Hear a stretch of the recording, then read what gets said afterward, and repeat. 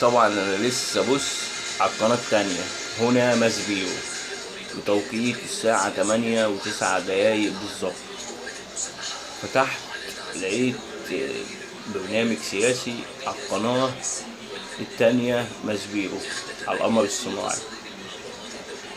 طبعا دخلت دلوقتي لقيت ان هي خرجت فصل. هي طبعا كانت بتتكلم على وفاة الشيخ حمد بن التاني. طبعا الشيخ حمد دوت في قطر، وقطر أعلنت الحداد. الشيخ بن حمد، حد عارف قصة عنه؟ أصل أنا معرفش أي حاجة عنه بصراحة. بصراحة يعني معرفش حاجة عنه، ما عنديش أي معلومة. بس أنا من الصور اللي أنا شفتها أحب أقول إنه الراجل عمل اللي عليه، وحذر وشجب ودان وندد، وعمل مؤتمرات صحفية، ولا أحد يجيب. الله يرحم اللي مات واللي هيموت، ويرحم الجميع. طبعا أنا مش قصدي أي حاجة، بس هو ده الطبيعي بتاع الوطن العربي بالنسبة للأراضي المهمة من سنة 48. فمحدش أحسن من حد، وكلها شبه بعض، كلها تخاذلت، كلها طبعت، وكلها تنازلت عن حقوق. ويا رب نمشي في الصالح أفضل ما نقعد نمسك في بعض.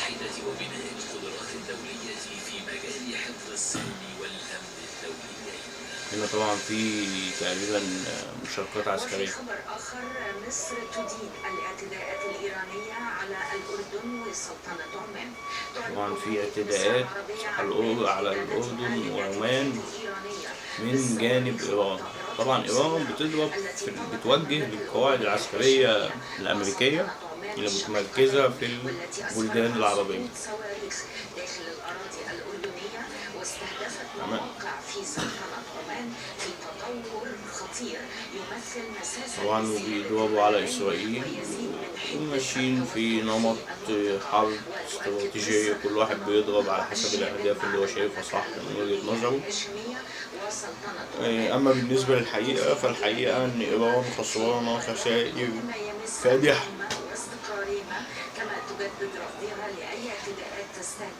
أمريكا وإسرائيل كسبانين تفكيك قدرتك العسكرية،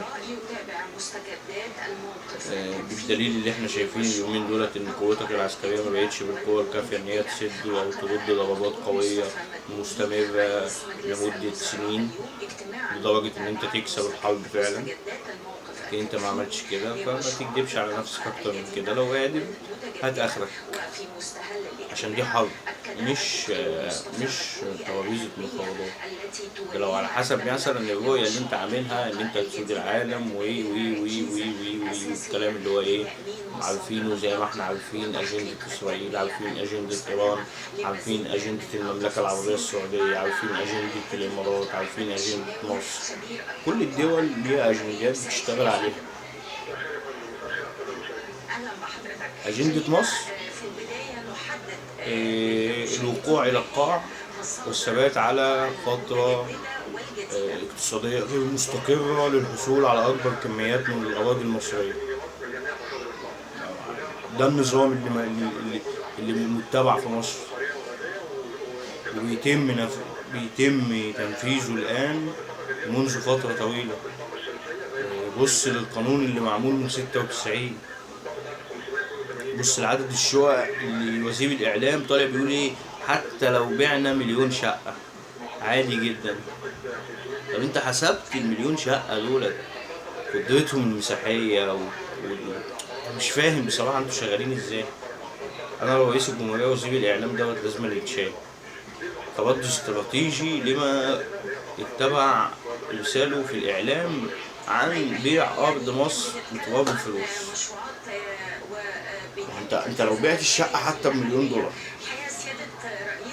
شوف انا بقول لو بعتها ب50 مليون جنيه، انت ال50 مليون جنيه دول لو رحت في قطر تشتري بيهم وحدة سكنية في برج مثلا هتلاقيها اغلى من كده بكتير. الارض مش رخيصة كوطن، بس انت بيبقى ليك معايير معينة في البيع للاجانب، وبيبقى ليه امتيازات معينة في الدخول والخروج بسبب تملكه الارض. طب نفترض دلوقتي اللي هو ما بقاش حيلته غير الشقة دي، وجي عندك الدولة فأصبح اللي هو أنت عايز وظيفة. دي حاجات كتير ممكن تسبب ليك مشاكل بعد كده، بالذات بقى لما تبقى مليون شقة، يعني حوالي 5 مليون مواطن قاعدين جوه البلد. طب البيع، الأراضي، الزراعة، الصناعة، وأما يتدخل في كل حاجة أنت مش هيبقى ليك سوق. هتيجي تصعد، يعني انت دلوقتي ما تقدرش تقول لي انا هفتح مصنع سيارات وهنافس في السوق العالمي. ليه؟ لان السوق العالمي متروس، لازم تطلع بمنتج جديد ومزايا جديده مش موجوده في السوق عشان تشتغل. زي ما انا شغال كده على شركه، على جروب الانسان، شركه القمر وشركه النجم، دولت انا شغال عليهم، لسه ما طلعتش بيهم للسوق، بس انا شغال عليهم كده، شغال عليهم ان الانظمه اللي فيهم ما تكونش موجوده، مزايا مش موجوده، ما نزلتش قبل كده في الشارع المصري او في الدول، في معظم هي ما نزلتش اصلا قبل كده اللي انا شغال عليه ده. يعني مفيش عربيه بتشتغل من غير شحن، لازم تقف وتشحن. مرسيدس لسه نازل بعربيه كهرباء لازم تقف بعد 793 كيلو بتقف، لازم تقف تشحن. فمفيش حد منزل حاجه زي كده. طبعا بالنسبه للبطاريه اللي هو بيحطها تحت دي، البطاريه دي بيكون حجمها كبير، قابله للانفجار، هو عامل التحذيرات دي.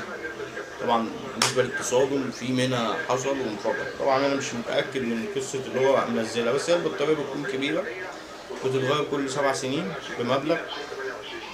تيجي تحسب الوفر في الاخر بتلاقي ان انت وفرت 50% من معدل استهلاكك للبنزين، يعني الفرق 50%. انما اللي انا بكلمك عليه دوت بطاريات اقل، قدرة كهرباء اعلى، الوقت معاك مفتوح.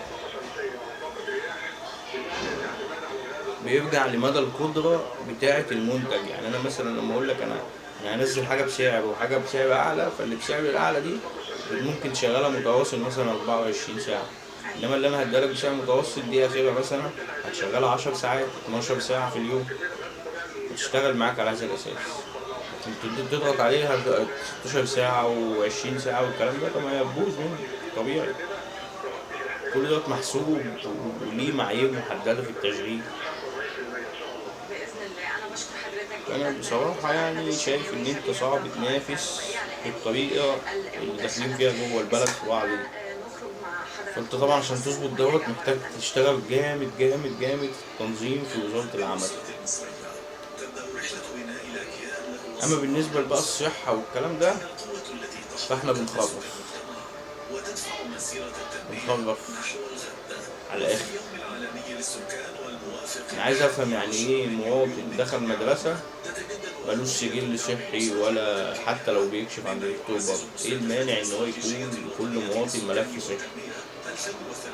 مش شايف فيها أي مشكلة، كده بيخش المدرسة في أي سواء حكومة أو خاص أو تجريبي أو هو موجود أصلا ودخل الصحة وخد تطعيم وتعمل له كراسة صحة.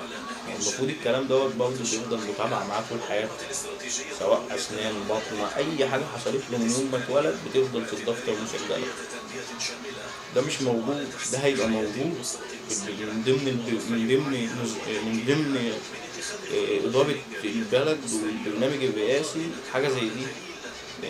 كل مواطن ملف صحي، حتى لو بيكشف عند الدكتور في عيادة خاصة برضه مسجل في سجل البيانات بتاعته زيه كده زي البطاقة. مبقاش بقى في تكنولوجيا سهلت كل حاجة دلوقتي.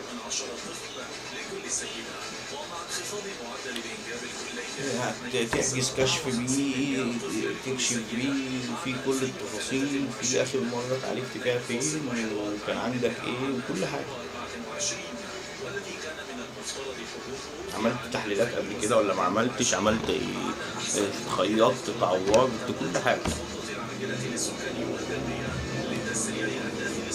طبعا. مش عارف، على الله ينفع.